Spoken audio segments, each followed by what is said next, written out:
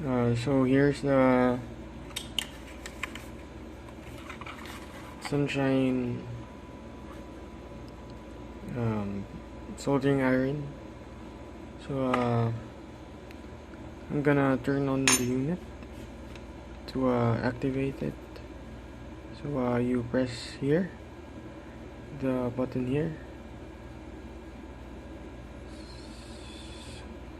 So I'm gonna press it and the red light turns on, indicating the unit's been it's heating up. So it says here, after 15 seconds of activating, you should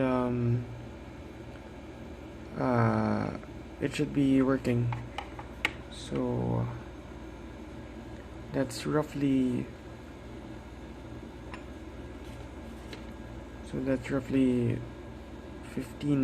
15 seconds. So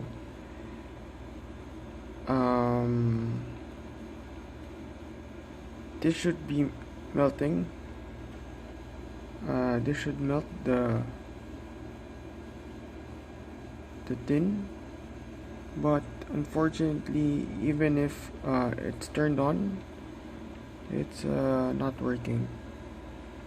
So that's my concern right there. It's, even if you touch the soldering iron and